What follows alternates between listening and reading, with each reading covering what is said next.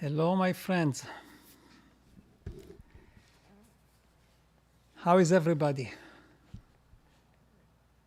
You know, you walk on the street, and actually, Mikhail, I think, pointed that out to me. Mikhail, the angel hands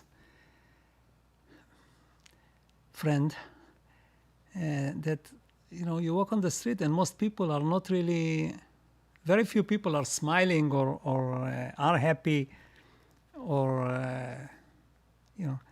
anything of that sort. Most are kind of serious and yeah, I just put my phone on YouTube to make sure that I'm actually live, because it takes roughly 35 seconds between the time I talk until it shows up. That's called latency. If I reduce it, I can reduce it actually, so it's almost real time, but then I cannot broadcast in high quality. Then YouTube would limit my bandwidth. So I prefer to have the delay because it really doesn't affect me. The only effect it has that your comments come a bit late, but that's okay. I can live with that. Yeah, so, walking in town, people aren't that happy. And it's a shame, because we are in this amusement park and we may as well be happy. But that's a long story. I intend to talk about it a lot. I have so many things. I haven't done a video for a couple of months. I mean, a video which is not live. And I have to do that because there is so much stuff in my head and I cannot bring it out here like in this 1 hour that we have. I try to pick a topic and then just get your feedback and have a discussion. So hopefully this week I will. Problem is that, on Monday I say, I have time. The next live is on Sunday. And before I know it, it's Friday and I don't have any time. So this is what happens. All right. So I don't know if you remember a couple of weeks ago, I was telling you about that crow that I see on the seawall. Like there's hundreds of crows, but I see this one very often. And it's interesting how, I don't really feed it. Once I gave it something, but I don't normally carry food with me. But it's always in my way. And this morning I managed to take a picture and I want to show you this crow. Let me just come here. Mr. Crow, there you go. So you can see his right foot is kind of distorted. He doesn't have the fingers out. They are all folded in. And I think he probably was born that way. But he functions totally normal. Even has a girlfriend or a boyfriend, whatever it is. Yeah, this morning I gave him some, I broke down some Brazil nuts, which I eat, and I gave it to him and his partner, or to it and its partner. Okay, just wanted to share with you the adventures I have. Sunday morning I wake up early, like 6:30, and I go, first thing I do, I go on the seawall. Sometimes it's even still a bit dark. Well, now days are longer, so. And I really enjoy watching all the birds and the seals once in a while. They come out there, and otters. It's quite interesting. All right. Another story I want to tell you, and maybe I mentioned that in one of my videos, but it's not likely that you heard it. You know the story where I was sliding with my car backwards and all that, and I managed. Well, I didn't manage. The programmer saved me, I guess. So there is a continuation to that story, which I don't think I told, is that I think it was 7 years later, after that happened, I was driving in the car with my oldest son, Daniel, and I told him that story. I never told him that before. I didn't really go around and told everybody, right? So I told him the story, what happened, and as soon as I finished telling him the story, this is, remember, 7 years later, the person who was in the car with me and who I didn't hear from at least for 6 years called me. On the phone, I look, there's a phone call, and it's Glenn. So what are the chances of this happening? Think about it. And this actually is part of this whole complex that we call our reality. And today I want to actually clarify something, because I use the term reality both for our individual reality and reality as a whole, like a universe, right? And this is not right, because there is no such thing as reality as the universe. The only thing that exists is our individual, unique reality. That's the only reality that exists anywhere. There is no other reality. So if Glenn or Daniel or let's see who we have here. Just 1 second. Okay. So we have Roger, we have Chris, we have Danielle, we have Lori, we have Logic Pack, we have Agafia, we have Sabrina, you must be excited, Manuela, Lori, Momchil, MC from Italy, and who else do we have from Italy here? Agafia, yeah. So each one of you is watching right now this video, right? I assume if you are here on the comments, then you are watching me. And each one of you, even though you are doing the same thing, supposedly, you're watching Shlomo on Sundays, you have a totally different reality. There is not two of you or two of any people in this 8 billion population that has the same reality like another person, right? So we each have our individual, unique reality, and there is no such thing as a general reality, because there is nobody to observe it, unless the programmer is sitting there, on a high chair and observing the whole thing. Then that would be the reality. But we, we cannot relate to that. So, and it's important for you to understand that because of what I'm going to talk about. Let me come back here to my, yeah. So, you know that famous line of mine, the line of possibilities, impossibilities, the horizontal line, right? I'll bring it up on the screen here for a minute.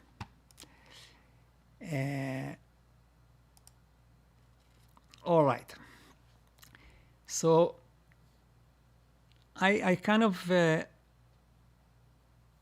think only this morning it appeared to me, or how do you say? Yeah, I realized that actually, when you look on that line, and now relating to reality transurfing, of which most of you are familiar with, what's at the bottom, under the line, is actually things that we can achieve with inner intention, and we do achieve them with inner intention, right? We don't have to use any magic or any god or any programmer or whatever to achieve any of those goals, like getting the mail, making coffee, driving the car, etc., etc. But the things that are on the top, those are actually outer intention related. To achieve those, we need to use outer intention. So it's just another way to explain inner intention and outer intention. Because inner intention is something you do, like a physical thing that you can achieve. You just go and do it. And outer intention is when you look for miracles. You just start the process and you kind of look at your goal, which may be impossible at that point. But when you start the process, it's very likely that the universe, the programmer will come and pull you and give you all kind of gifts that you didn't expect, and will help you to achieve that particular goal. So I just realized that line actually can symbolize that too. Now, speaking about reality transurfing, so today I want to talk about something in reality transurfing. And, as most of you, or maybe all of you know, reality transurfing is all about manifesting, right? Because it's talking about transurfing yourself from this reality that you are in into a different reality. usually into a better one. But he also explains how you get into a worse one, right? So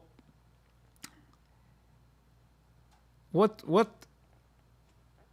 occurred to me, I think, as I was going to say, is that in the book, he talks about a concept called the space of variations. And what he's talking about, he's talking about supposedly a big department store where every possible reality exists. It's almost like the multiverse idea, right? So when you want to manifest something, you have to switch yourself, just like being on a highway, you go into a different exit, or you switch to a different highway. And if you can do that, then you will arrive at that particular product that you are looking for. That product is being a reality, right? And I think this is wrong, and it's important that you actually, when you try to manifest, remember, this is not some kind of science, right? You have to, in your mind, if you want to process that process of manifestation, you have to go the right way and understand really what happens. Otherwise, it's not going to happen. Okay? So I want to show you a different concept for that, what he calls a space of variation. And there is a very good chance that next time you manifest something, it will actually work for you because you will be activating or pushing the right buttons. So let me give you a metaphor here. You know, what he's saying is that, like I said, there is this big department store and every reality is there. And you just pick the one you want. And what I'm saying is that if you think, if you are the programmer, it would be kind of stupid to go and create a store where every reality exists. You would be much rather, you know, make a shop, some kind of a place where you create all the tools that you can create any reality you want. Then you can use your imagination, because if you actually are going to pick a reality that already exists, right, then it's not your reality. You're just picking something that was already predefined for. It's not right. In this reality, in this world, I shouldn't say in this reality, in this universe, right, our function, our goal here is to create realities that never happened before. This is the pick. This is like the best thing you can do for the programmer.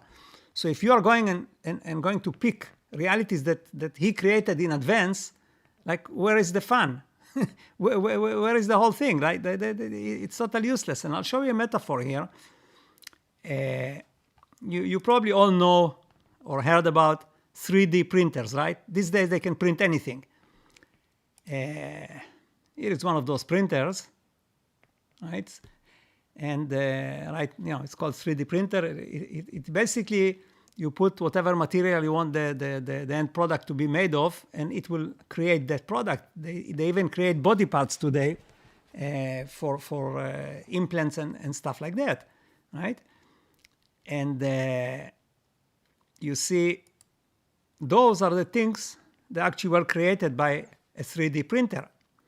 So what Vadim is saying in Reality Transurfing is saying that God spent, 20 billion years creating every possible product here with that 3D printer, and now it's for us to pick and choose, right?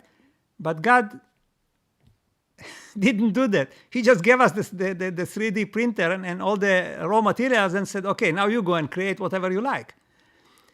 And like I said, it's not the technicality. It's important that you understand what you are doing when you're trying to manifest. Because if you think that you're picking some existing reality, you will not manifest what you want. But if you understand that you are a 3D printer, just like the one I showed you here, then it gives you much more power. It opens your imagination, and it enables you to actually use the right process to manifest, right? You see the 3D printer, it consists of like the raw material is what I used to call our reality, which I am not going to anymore, it consists of this stage that we are in. This universe that we live in is a stage, okay? So the raw material, everything that we need is actually on that stage. And the printer itself is right here. This is your 3D printer. And you can print anything because all the materials exist. So rather than saying space of variation, call it space of imagination. Because anything you will imagine, it will actually happen. And I'll give you an example. There is, maybe some of you are not old enough. I'm talking about myself as old. I don't feel old, but I've been around for a while, right? So when I was a kid, I used to read like all the books of Jules Verne. I don't know if I pronounce it properly. I know in Hebrew we call him Jules Verne. He's a French author that wrote, science fiction about 200 years ago. And he actually, in his books, he writes about rockets and submarines. Captain Nemo, somebody actually called me yesterday, maybe he's listening here. And, somebody called me out of the blue yesterday. I was driving to the synagogue because, like I said, I publish my phone number everywhere. Like, I don't mind talking to people. And somebody called me and he says, I watch your videos. Can you tell me quickly how I can become a billionaire? Anyway, so I said, what are you going to do with the billions that and this is what I'm driving, right? And he said, I want to build a submarine. So I said, go and read this book, Captain Nemo, by Jules Verne. Anyway, so he wrote about submarines, rockets, trips around the world in 80 days, the journey to the center of the earth and all that stuff. And interesting enough, most of these things happened. Most of the things that he described at that time, which were total science fiction, okay, they actually happened. And what does that tell you? Okay, he used his 3D printer to create certain things into our today's reality. So you do have that 3D printer, it's just that you have to use it, just like Jules Verne did, right? Again, I'm saying it's important that you understand that you have that ability and don't lock yourself into this idea that there is a space of variation and you just go and pick up peanuts or almonds or Brazil nuts or whatever. You can create another, million types of nuts in between.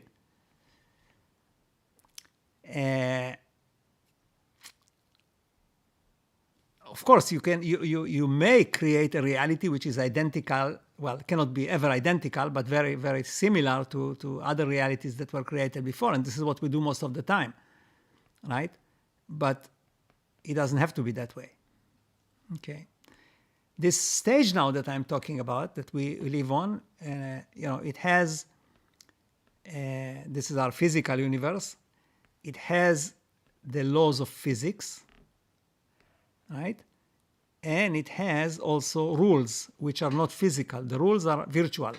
And I talked about it many times. And, we actually may be coming to a stage where we'll test one of those rules, where I said that the world can never destroy itself. Nobody can destroy the world.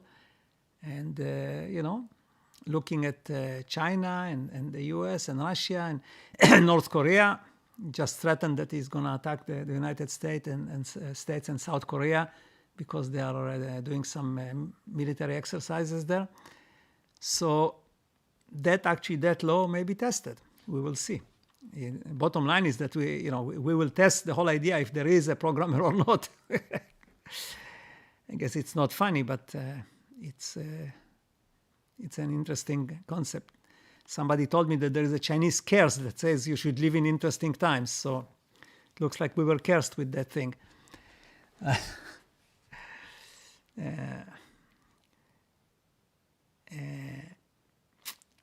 Another metaphor that I wanted to use with this 3D printer is that in order to print anything in 3D, you need to have a program for that particular item, right? So if you here, I'll just come back for a minute. I have if I wanted to print any of these things, right?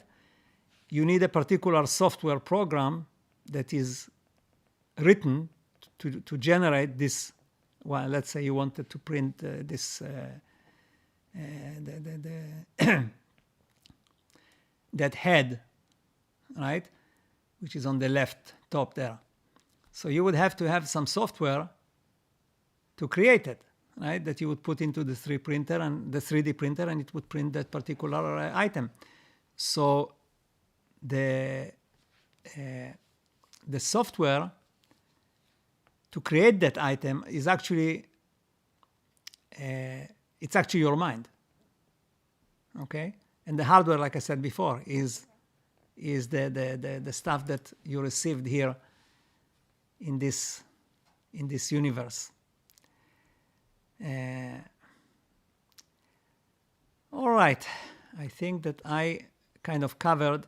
Oh, one thing I wanted to tell you, I found a website that, I was going to, I always talk about that book that I want to publish, and I've written most of it.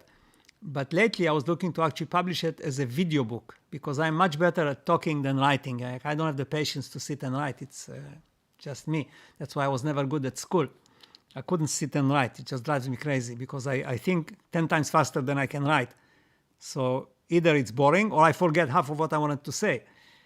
So I use the recorder when I walk, and I record all my ideas, and then I'm doing videos, which I even reply to most people in video, like my clients. I send them at the end of the day a summary of our meeting, and I do it on video rather than sitting and writing. And so I was looking, I decided maybe I'll publish that book as a video book. And I said, okay, let's see if there is such a thing. And I went to look, and I found this website, and it's called, let me tell you what it's called, if I can find it here. Anyway, it's what they have very interesting books, very famous people that, I guess that it's more progressive people that make video books. And you can find them on that site. And because it's relatively new, they are charging $10 a month, which I think is a bargain, because if you go on Audible, all you can get is books which are recorded in voice. You're going to pay 50% more. I think over there it's $15 a month. So for $10 a month, you can pick any books you want. They are all video books. It's quite amazing. So I'm going to put the link in the description at the bottom, so you can go and have a look at it.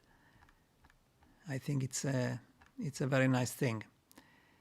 All right, so now let's see what you have to say. Now it's your turn. Let me come to the comments here. Let's see if today I can display the comments. Last week something went wrong for me. They are so small.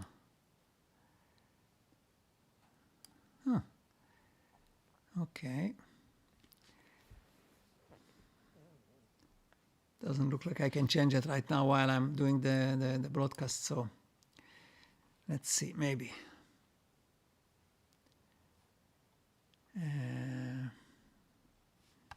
Comments, let's see.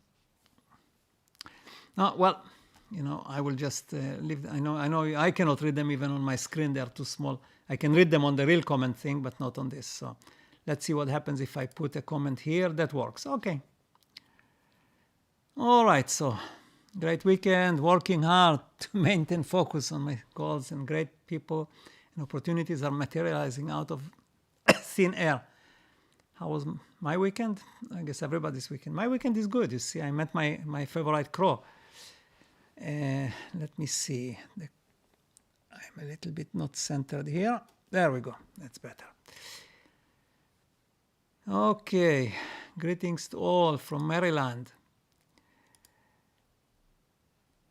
Hello, everyone. Hello, Chris. Hello, Danielle. Happy Sunday, yeah? Well, Sundays are usually happy because people don't need to go to work. Gafia. Hey, Sabrina. What's in that picture? That must be someplace in Switzerland. All right. Lori, Manuela, Momchill. MC. Shalom, OB, Onobulu. Or is it one Bula? Matilde. Armands. Hello, Armands. How are you? Captain Blimp. Captain Nin. What was it? I can't even remember. Clint. So, but there is other people. Mean the other to be person are only in my reality, or are they exist the same as me but have own reality?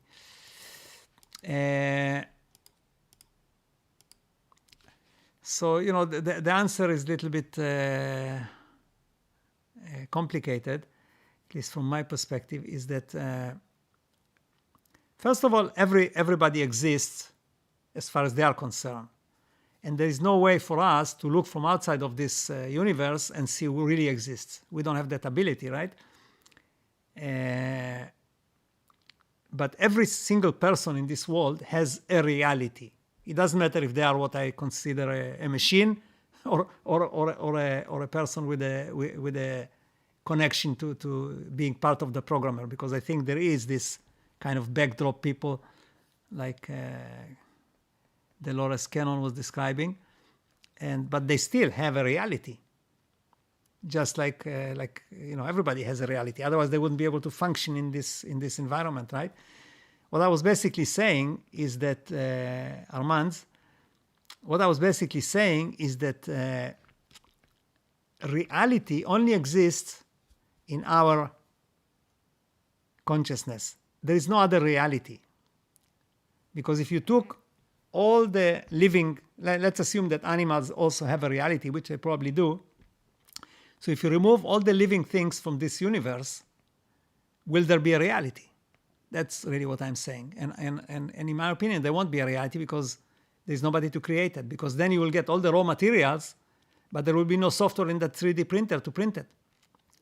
So then there will be no reality, because the reality is actually you taking the raw materials from the universe, the physical universe, and then using the software to print them and create a product which is a reality, right? And this is the reality you experience at any given time. This is all there is for you or me or anybody, right? So there is no other reality, because if you remove all the software programs that create those products, then there will be no products. There will only be the raw materials. And, you know, the raw materials are also imaginary, because our software doesn't really create them physically. Anyway, we'll not get into that. So I hope that kind of answers your question. Mark,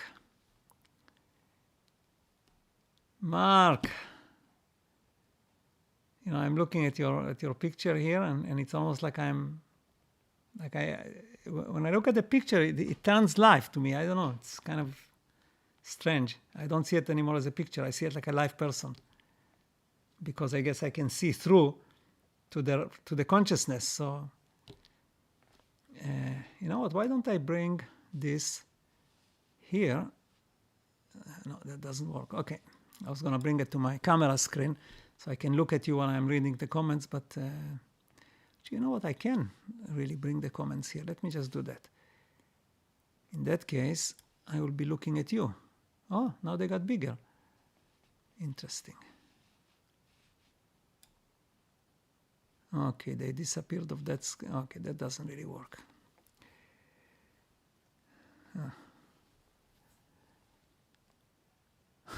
I lost the comments.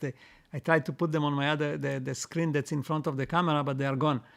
So I will have to maybe switch off that screen and get the comments back. Just give me a second.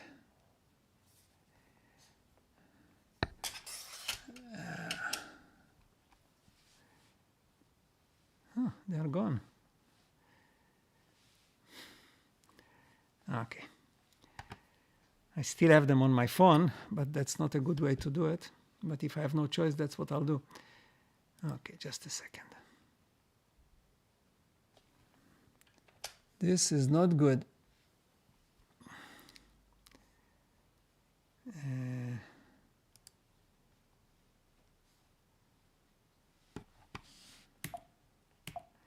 I need to get out of this. Mark, it's all because of you.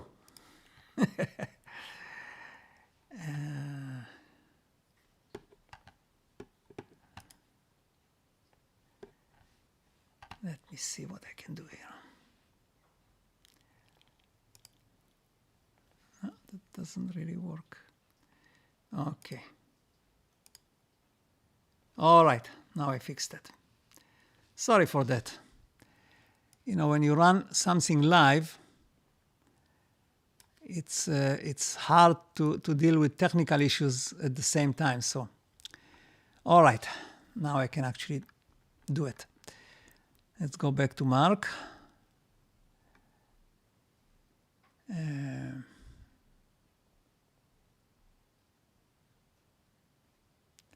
All right.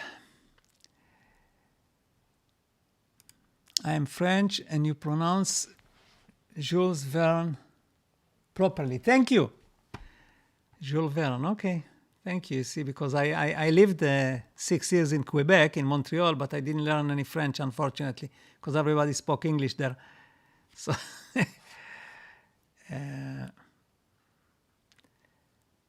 all right.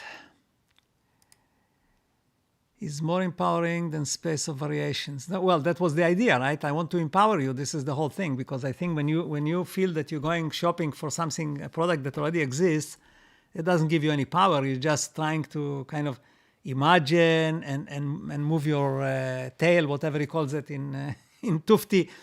But this is not the right way to create a reality. Right? The right way to create a reality is to actually use your imagination and your consciousness and your heart and your mind. And this is how you create a reality. You don't use all those tools, so to say, to find something that already exists. That doesn't, to me, it doesn't make sense. What's the best way to manifest with the space of imagination and the 3D printer? Well, maybe we can learn something from Jules Verne. What did he do? He created a reality in his imagination that I'm sure that while he was writing the book, he actually lived in that reality. That's why it actually happened. So if you can imagine, think, create a reality and make it so powerful that you actually will live in it at the moment that you think about it, it will actually happen. You know, when I arrived in Canada, and I already told the story, I'm not going to tell the story here, but I arrived in Canada with, what was it? I think $200 on me. And those days there were no credit cards. So let me get out of this. I cannot bring the comments. Anyway, I'll just go to my regular screen. I'll just bring one comment at a time.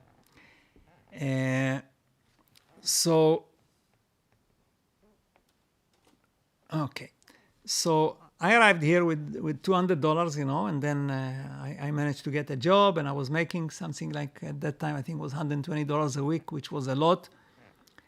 And I was working. I lived in a northern part of Montreal in a suburb called Laval, and Chomedy, whatever. And there were high rises, but most of the houses at that time, they were, detached, like private homes. And I was walking on the streets there because I had nothing else to do except when I worked. Sundays, Saturdays, I was free, not like today. And I was looking at the different homes. And then my girlfriend arrived from Israel. Eventually we got married. And I was walking and saying, oh, this is the house we're going to have.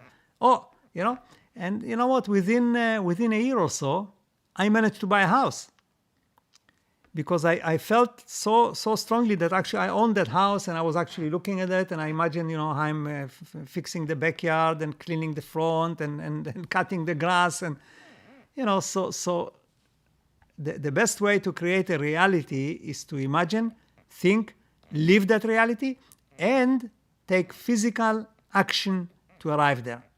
So I actually took the physical action to arrive there. I didn't just walk on the street and say, oh, I want this house or I want that house. I started a company. I took 2 partners. We started this company, and we became successful very quickly, and the rest is history. So those are the components. Okay, imagination, thought, which is more or less the same thing, emotional connection to what you want, feel how it's going to feel. Those are things that he says in Reality Transurfing. Feel as if you already have it. Feel the thrill of having, like, I was looking at those homes, and I was like thinking, if it was in the winter, I would sit by the fireplace, because I had this crappy apartment, and I could hear all the neighbors, and if they cooked something, it would come through my vent into the kitchen, because the vent was blocked. So I imagine living in a private house on my own, and I could actually feel it. I could smell the fireplace and so on. So this is how you do it. And it will happen. There is absolutely no way, unless you block it, unless you have some problems with having a house, like, it brings some memories in your subconscious that maybe you used to have a house, and it was a disaster because the mortgage company took it away, and now you are scared. That will block it. But other than that, that's the way to do it. Mathilde. Okay, let's see. Captain.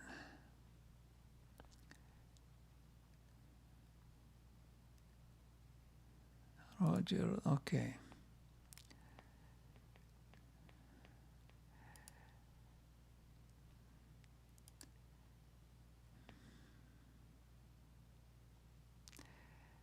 Well, you know what? We don't want to find out if nuclear war means that the world will get destroyed, but most likely it will get destroyed because, there's this mutual destruction thing. And every one of the 9 nuclear powers, or most of them, I would say at least 70% of them, have the ability to destroy the whole world. So, it's...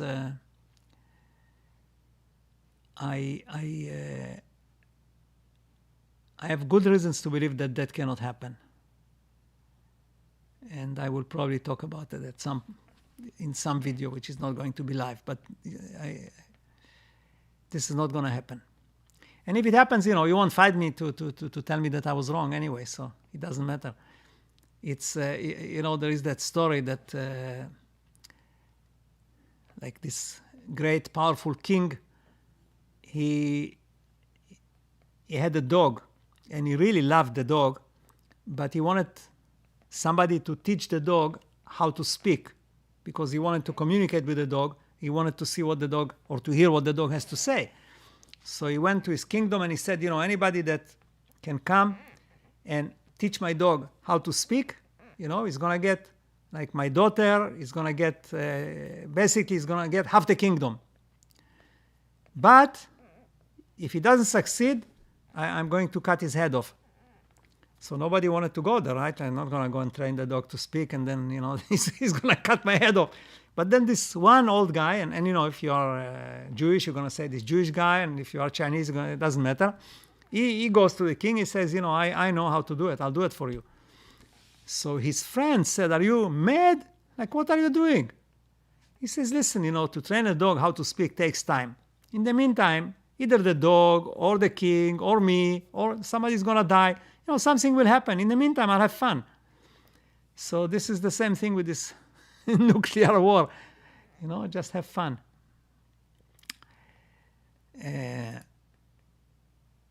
Okay, this one we answered. What are your steps for manifesting an intention? Well, just like I described before, once you have the intention, you just go and act on it. It's like I said in my famous video. The first one I did was Reality Transurfing in 3 paragraphs, and then I did another one, and I said Reality Transurfing in 3 words. Just do it. And that's really the bottom line. Just do it, because when you start doing it, then your imagination starts to work. The action actually activates everything. Right? You start doing it, and your imagination starts to work, your mind starts to work. And also, there is this component we discussed last week, being in control, right? So as soon as you start acting, you feel that you are in control, and that changes. It's a game changer. If you can feel that you are in control, it's a game changer. Everything changes. And the only way you can arrive there is by action.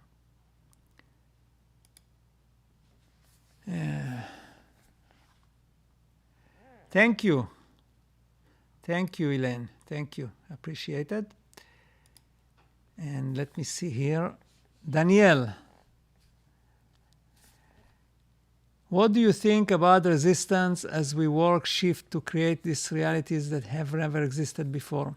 As I've been working for realities that haven't existed, I've experienced pushback. Okay, who is it that pushes back? Like you are very intuitive. You should know who is pushing back. If you can figure out who is pushing back, they will disappear. As soon as you know who is pushing back, that entity, whatever it is, will disappear and it will stop pushing back. So all you have to do is just figure out what's pushing back. That's the answer here.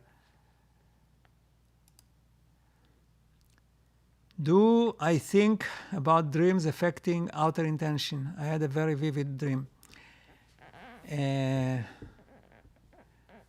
I would call it the other way around. I would say that outer intention is affecting your dreams.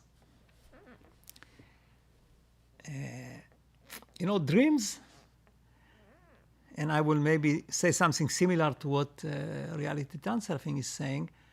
Dreams are actually when your printer, your 3D printer, runs a software which is random. It's not really something that you planned or you want or you try to create.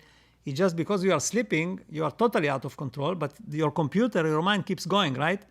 And it runs random code.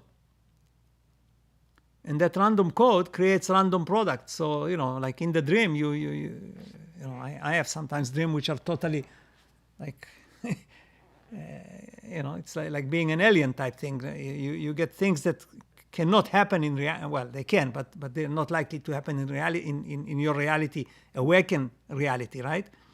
So the dream is actually the printer running on random code. It's just like the computer, If you let it run randomly, it will create, it may crash at some point, but it will create garbage like, on the screen, right? Like random letters and things like that. If let's say your word processing program loses control and goes crazy, starts to run, uncontrolled, it will create garbage on the screen, right? Gibberish. And this is what dreams are. It's just, creating gibberish because your printer is not controlled. It just runs random stuff.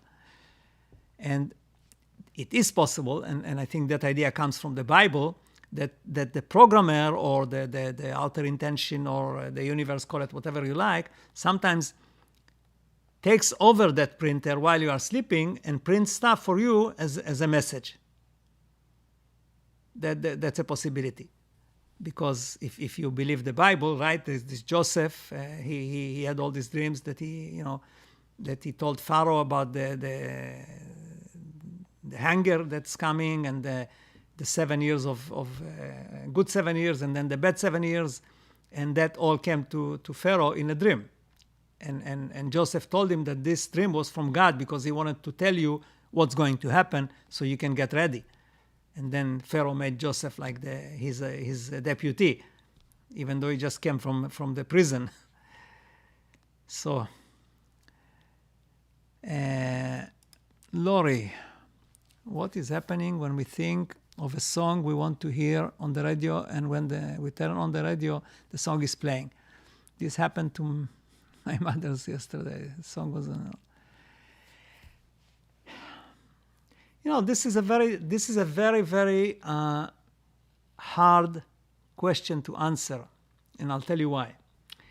Because if we created that reality, like let's say your mom created that reality and the song was there, that means that the reality that we experience is unique to us. And all the other elements that are in it, other people, It's just we creating them. So it's a private movie. That's the only way it can happen, because it's not likely that your mom created the past, because that song had to be prepared. Somebody prepared that program for the radio, in advance. It didn't just happen at that moment. So it becomes very, very tricky.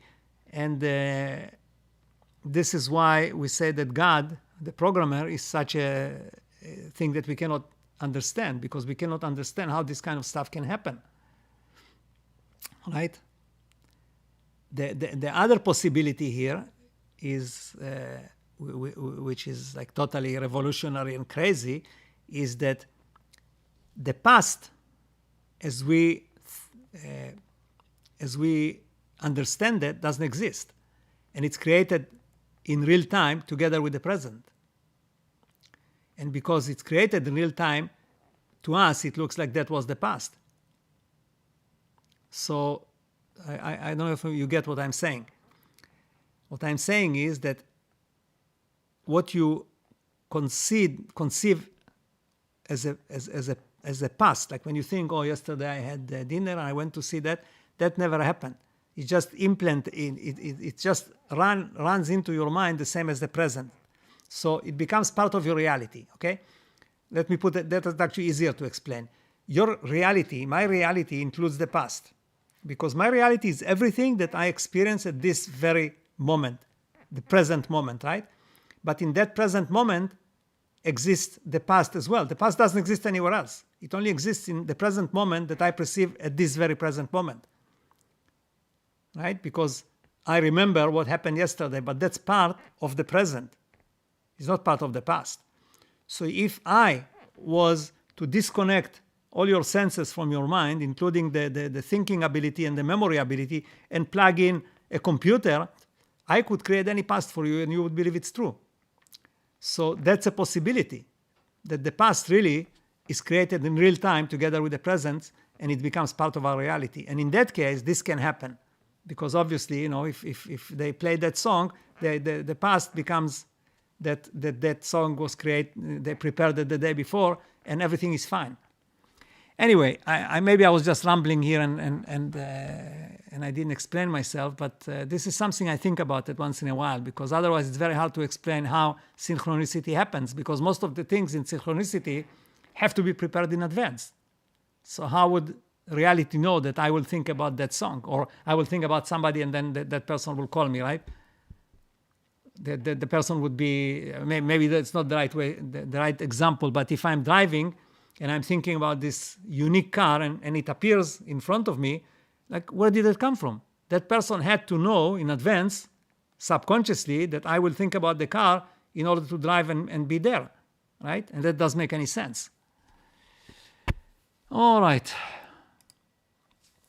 What would be the reason you give to the programmer in order to make a sharp turn? Well,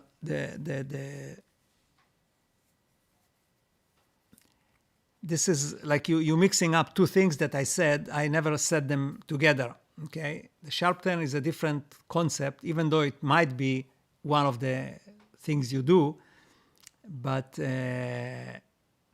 you don't need to give a reason to the programmer for a sharp turn. What I said, you have to give a reason to the programmer if you are in a situation that the doctor, God forbid, the doctor tells you got 2 weeks to live. In that case, you need to come up with a reason to the programmer why you should stay and stick around. If you come up with a good enough reason for the programmer, not for you, then you will live many, many years. So this is where I use that reason for the programmer. Now, the sharp turn is an act you take to escape quickly from a reality that endangers your life. Okay, this is not this is a different. Even though you can do a sharp turn, you can define the thing that you tell the programmer, that the reason why you need to live longer. It can be a sharp turn that you bring to the programmer. But the sharp turn by itself, I used it more as a metaphor to escape from certain situations. Okay, so like, like I brought one example where I was facing this cougar. I was walking in the forest in the evening and thinking about my next video, not looking around, and then all of a sudden I am almost stepping on this huge cougar just sitting right in front of me. So what do you do? So there I made a sharp turn, because I realized that I cannot run away, and one of us has to go to retreat. One of us has to go back. We're not going to stand there the whole day, right, looking at each other. So either me going back, and most likely he's going to jump on me, or he has to go back. That, not he, the cougar, right? So I started screaming and jumping and making noises and threatening it, and it walked away. That's a sharp turn, because I did something I would never imagine I would do, and it was totally out of my inventory of what I would do in such a situation if I thought about it before. So, or I went to see a doctor and he told me that I have growth in my mouth, somewhere, that I have a tumor there, and I walked out of his office. I didn't even talk to the doctor. I walked out of his office, and eventually it turned out that he was wrong. So that's a sharp turn, because the normal advance there would be, okay, he would show me all the evidence for it, and he would tell me, now you're going to get this and this treatment, we're going to operate on you, you're going to get chemotherapy. Like, I would go on that path, right? But by just getting out of the chair and walking out of his office, I made a sharp turn. I don't know if it always works, but this is what I felt like I want to do at that moment. I didn't explain or anything. I just got up and I walked out. So this is how I define a sharp turn, as opposed to coming with a good reason to the programmer if you have, a situation that's kind of told to you that it's final. You cannot get out of it. Okay? All right. Clint, what do you think about dreams affecting outer intention? I had a very unusual... Oh, okay, that we talked about. Oh, okay. Ask you, what do you want? And what did you answer? Was it one of those what do you call it? Dreams where you know that it's a dream, or were you aware that this is a dream? In that dream, no, it's hard to tell,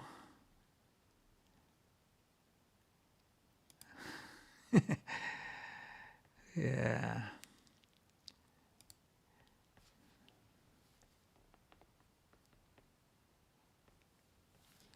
Well, outer intention is not outer intention is not really an entity. It's a concept that describes the idea of transferring control to the programmer. Really, that's what it is. It's like saying, look, this is what I want. I want you to save me from this, or this is my desire. This is what I want, but I don't see a way to do it. So I'm just, doing my best, but I need your help. And then you just transfer it out there.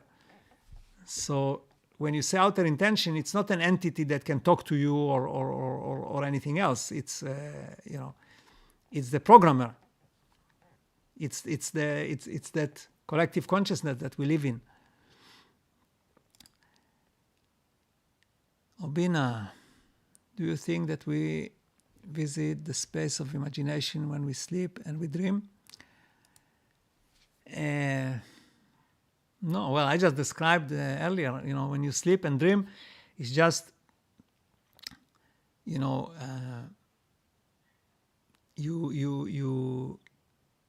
printer is running a random software program that you did not feed it into it, because the printer is always running. That 3D printer that we have is always running. So either you feed it with what you want and you get a particular outcome, or if you don't feed it anything, it will just run random stuff, and it will print whatever, okay, that you don't really have control over. So, if you went through some kind of an experience during the day and it got, engraved in your mind. You may dream about it at night because while you are sleeping, your mind will run that software, and this is what will go into that 3D printer, and it will print that thing. So, it depends. The printer, like I said, the printer always runs. And either you feed it software, or when you sleep, it just runs and it will create whatever. Like we have no control over it.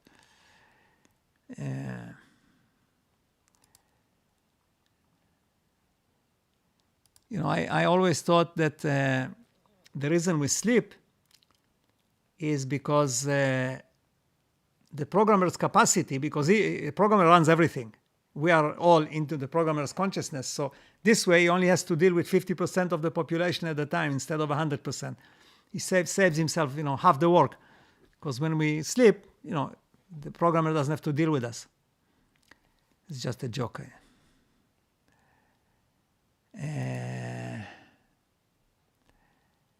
That's good. Radrat, good morning from Hawaii. Yeah, that would be morning there. You're probably running 3 hours behind me or something like that. Thank you. Krasavica.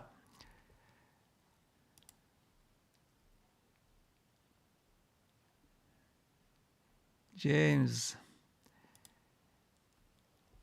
Okay, I am looking forward to living in my own house with a fireplace and good ventilation. Well, you know what? If there is a way to achieve it, this is the way. I believe that there is fail-safe against such global destruction. We have been close to that and saved before. Society destruction, quite probably. It's happened before. World destruction, don't think so. Well, it's a question that can only be answered with assumptions, like everything else in this reality, which is based on uncertainty. But I would say from a practical perspective, if it didn't happen till now, it's not going to happen, because the potential that was, for example, at the time of the Cuban Missile Crisis with Kennedy and Khrushchev, was way, way, way, way more out of control than anything that happens today. So, and there were other situations. I don't know if you are aware of it, but at one point, the early warning system, it's called NORAD, I think, the North American Defense, Canada, US, and Mexico, I don't know who is in it, and they detected missiles coming from Russia towards the United States. And actually the instruction they got, was to fire back. And there was one person there that decided to, no, they didn't get instruction. There was one person at that station, the radar station or whatever, that decided not to pass that information because he didn't think it can be real. And he saved the world, basically. So, there were situations before that were much more dangerous and nothing happened. So most likely there is that, like I for myself, I know that the rule is there, so I'm not really worried, but it's very hard to pass that knowledge, to somebody else. It's like if I trust somebody to invest money with them because I know they are 100% safe, I will not be able to convince anybody else that this is the case. I have a situation like that, and even my sons, they say, oh, you know what, there's so much fraud, we don't trust that guy. But for myself, I trust him 100%. So, this kind of stuff is very hard to transfer to somebody else.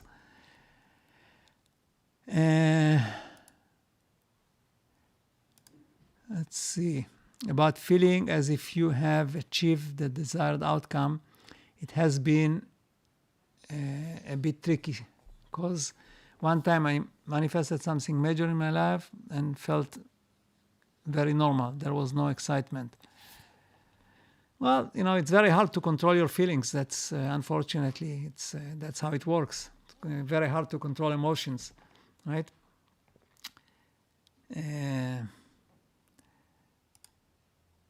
like that answer. That's I believe it will also picture the architect getting excited to see and work with me on the new creation of my intention. I know it will.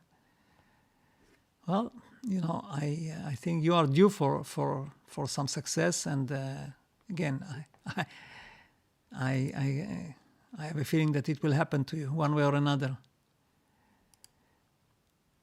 I thought of an example of a pushback when I was getting myself out of the wheelchair. My doctors in reality appeared to push back with what it was doing to heal, but really it was fear pushing me back. Well, you see, once you identify what pushes you back, you can deal with it. But if you don't know what it is, you cannot deal with it. It's like when we're saying, you know, you have to face whatever it is. If you don't face it, you cannot deal with it. In line with what Laurie has said, can you explain why you can suddenly get a call from someone you are thinking about? Well, you know, this is, I talked about it quite a bit earlier. It's, we are part of this whole thing called programmer, God, call it whatever. That's the only thing that really exists. Everything that else that we perceive is part of it, is in it, is inside that programmer. Okay? So everything is connected. There is nothing which is independent. In the whole universe, nothing is independent, even though it seems that way, or we feel that way. We feel like we are independent, separate. We are not. And because we are sharing the same consciousness, then there is certain things that we do that affect things which are totally unrelated to us because we are in the same consciousness. How can I give you an example? Well, look at it as a balloon. I had a video with balloons, but I'll use it here a little bit in a different way. So imagine a balloon, and the air that's in it, that's the programmer's consciousness. That's the only thing that exists. Okay? That's the air inside that balloon. There's absolutely nothing else. Every other creature that exists in this universe is part of that, is just a part of that air. It becomes independent, thinks it's independent, but it's part of this whole big balloon. So when you think about something, you send that thought that it's not energy, because there is no such thing as energy, but it's the spiritual essence, call it, and it spreads inside the balloon, and it can cause all kind of stuff.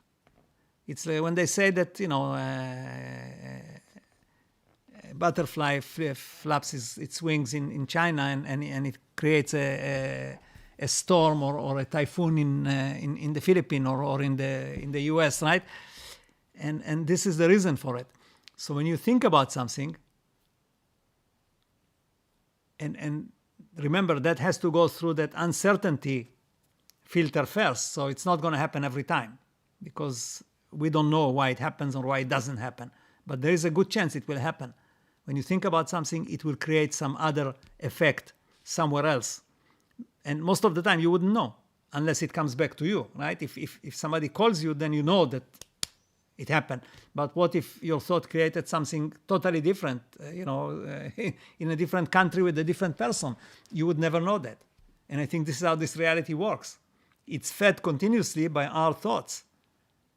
And our thoughts move and do everything. This is why this world, everything that exists in it, is actually being created by humans, except the infrastructure, like the stage, right? Maybe the mountains or the oceans. They are part of the stage. But everything that's on the stage is created by humans, and it's created by human thought. So this is just one of those creations, but it just so happens that that one came back to you. But keep in mind that you create many things that don't come back to you and you're not aware of. Okay.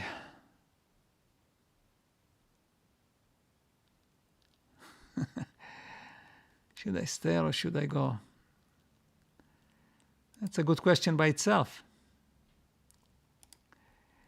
I believe that our energy connects with the things and people. It is on the right frequency, it will bring into our reality, like the song, the pearl. Well, that's one way to look at it. I don't really believe in frequencies and things like that. That's more in the physical world. There's no frequencies in the virtual world. It cannot be, because frequency is something that can only be created in matter. There's no frequency unless you have air or something to vibrate at that frequency. So if you think about it, there cannot be frequency if there is no physical matter. So how can you have a frequency to talk to the programmer or to connect with collective consciousness? Any of these things, you cannot have a frequency because those are not matter. And like maybe you need to be not a physician, a physics expert to understand. But again, a frequency is a vibration. And in order to vibrate, you have to have a physical object. And what I'm saying now is very important, because this frequency stuff, everybody talks about vibration and frequency, like everybody and his dog, like every spiritual video or whatever on the YouTube, they will come up with this vibration and frequency. And I'm telling you, there is no vibration and no frequency unless you are in the physical world. So if you want to connect with anything or any psychic activity or anything to do with the programmer or anything to do with the manifestation, there is no frequency and there is no vibration, because this is done in a non-matter, non-material, reality, call it. Okay.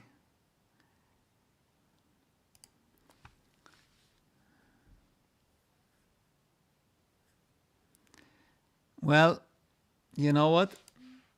There is a reason why I said that can save your life. If it was very simple, nobody would ever die. It's not simple. You have to figure out, and either it will work or it will not work. I could look at it and tell you that maybe it has a good chance to work if you told me what it was. I'm not saying you want to do that, but this is the whole idea. 99% of the people, or maybe 90%, will never come up with a good reason. Many people that I ran into, that I was somehow associated, connected, looking after, that were facing death, and I told them this, they came up with things like, I would get married again and have kids, or I would... this is not a good reason. It has to be revolutionary. It has to be something that will change the world. It will change, it will vibrate, like it will shake, the reality. It has to be something really powerful. You cannot just come and say, I'm going to create a new institution for, to take care for free. It has to be something more than like the ordinary. Then it will work. And not everybody can come up with it. I realize that. It's not easy. But if it was easy, again, if it was easy to make $1 million, nobody would be poor. But then this reality wouldn't be able to function. Because we need poor people for reality to function, whether you like it or not. That's how it is. And the same thing with this, right? Nobody would die if everybody could come up with a good reason why they should not die.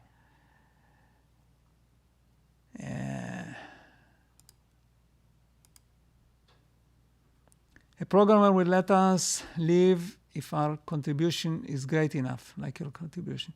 Well, again, that's a tricky one, but yes, I would agree, not because you said me, but I would agree with what you say, as a concept. Yes, you are right, 100% right. Yeah, contribution to humanity. It could be also contribution to, to like if you could come up, I'll give you an example. If you could come up with a concept that as of tomorrow, okay, there will be no more damage or harm to the environment done. That would be a good reason. If you could come up with something like that. Just an idea. It doesn't mean that you actually have to have something that works 100%. But if you had that idea and it had a chance to work, that would be a good reason.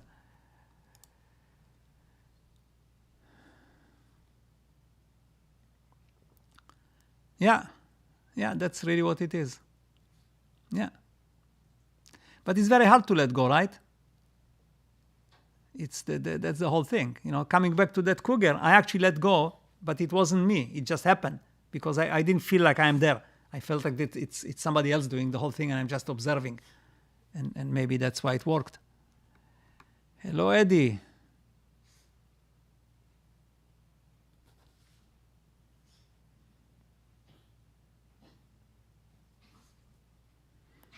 Well, Eddie, you have to do both.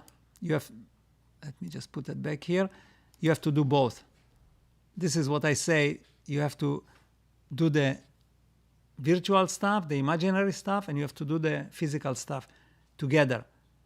One of them is not going to work. If you do both, it will work.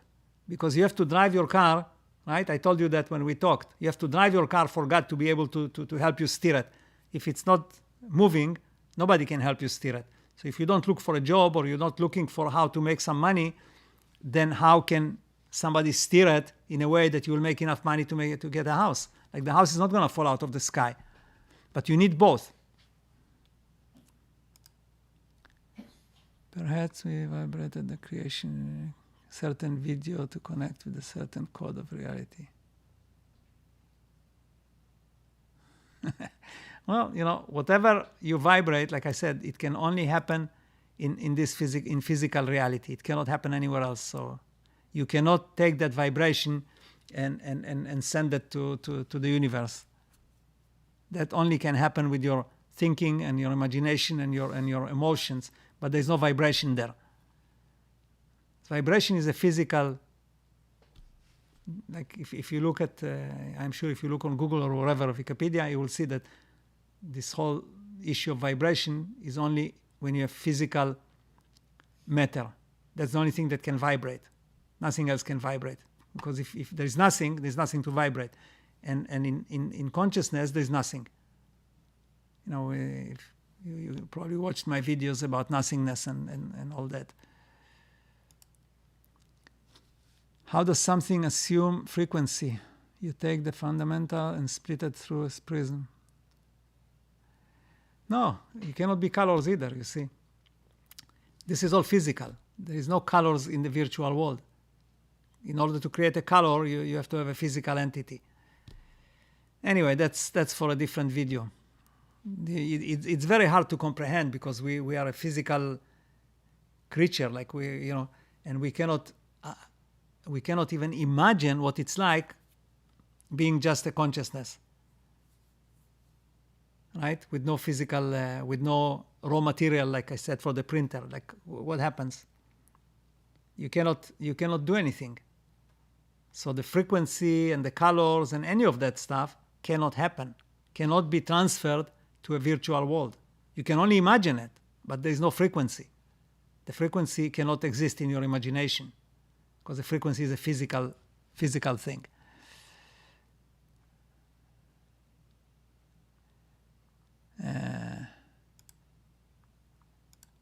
Perhaps, what did you say there? Perhaps we as physical have to vibrate at a certain frequency to be able to see or connect with a code of certain. I don't think so. I don't think you can vibrate. You know, if you vibrate, you you won't be able to speak. You will go blah, blah, blah, blah, like what do you mean vibrate? Like how can you vibrate? You know, it's the things that vibrate is like if you take a guitar and it has a string, it vibrates, it creates a certain sound, right? But if you vibrate, like how can you vibrate? Unless you are cold, maybe. Anyway, maybe I'm just oversimplifying it, but I don't see any sense in this whole thing with vibration and frequencies. Like, doesn't make any sense to me. That could be that the brain has, has to vibrate or certain things create a frequency in the brain. That's a possibility, but that's a physical item, right?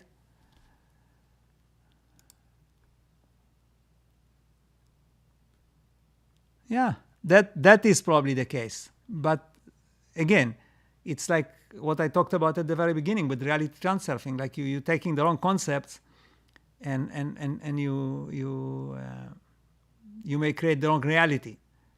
Like, Anyway, this I'm not gonna. I have to think about that one with the vibration.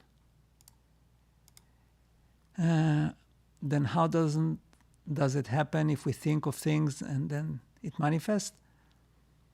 Well, because you create your thoughts, are actually happening in your consciousness, right? Or arrive at your consciousness, and your consciousness is part of the programmer, and this is what creates this whole reality. Everything that happens here is created by the consciousness. So your thoughts are part of that consciousness, and it has nothing to do with frequencies or vibrating or anything like that. Like, you should watch my videos, how reality is created. Like, I talk about it quite a bit.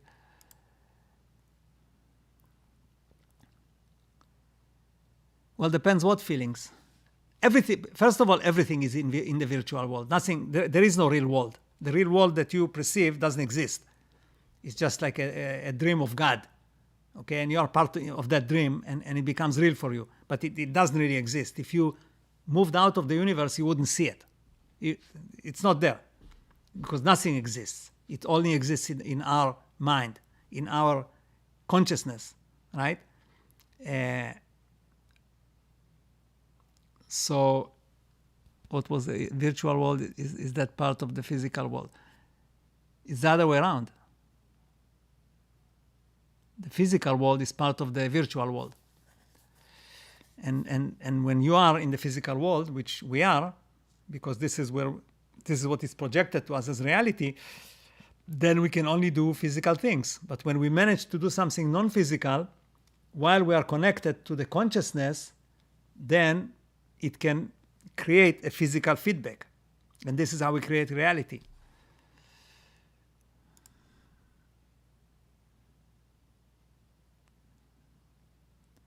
There is no wavelength to thought. You see, thought is not physical. And there is no wavelength to it. Like, you cannot take a thought, because if it was a wavelength to your thought, people could tune a receiver to that frequency and read your thoughts. Think about it. Okay? So there is no such thing. We can look through, they call it, I think, fMRI, and see which part of the brain are active, but we cannot see what the person is thinking about. There is no such way. There is no such thing. So if the thought was actually a wavelength, or a vibrating, something was vibrating while you're thinking, then somebody could tune on that frequency, like I said, and read your thoughts. So, all right. What do we have here? Energy doesn't exist either. There is no such thing as energy in the virtual world, because there is nothing. No, energy can only exist when there is matter. Because energy, according to Einstein, is matter. It is equivalent. So there is no energy if there is no matter. So if you're going to the virtual world, there is no such thing as energy either.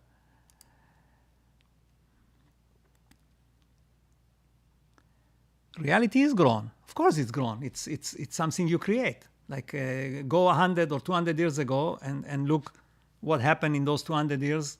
If you look forward, this is always grown by humans. You can use any word you want: grown, imagined, created, whatever. But we actually created this reality. It doesn't, where did the iPhone come from, or where did the computer come from? Where did the car come from? How come we have electric cars? Where did it come from? It came from human imagination, right? It came, like, when we invent something, it's an imagination thing. Yeah, that's good. I think we had a very good day today. I have, in 10 minutes, I'm doing this focus group on Zoom. So we'll have to say goodbye to you, even though I love this discussion. It's amazing. And if you wanted to join the group, if you look the previous video, the link is there, I think. And in any case, I'll leave a link. Actually, on the previous video, I think there is a link to the focus group as well. So again, keep vibrating and keep creating good reality for all of us, including yourself. But first think about others, then it will happen. Why do bad, unwanted things seem to manifest faster and more? Because you believe in them much easier than the good things.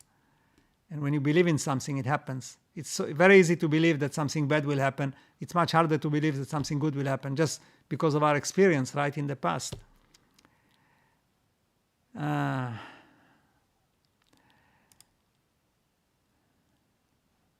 Yeah, oh, that's what I just said. Yeah. All right, my friends. Thank you for being here. I love you all, and I'm looking forward to seeing you in the focus group, seeing you next week on Sunday, and having you watch, hopefully, the videos that I'm going to produce now. Take care, and all the best. Only good news, like in Hebrew we have a saying, only good news.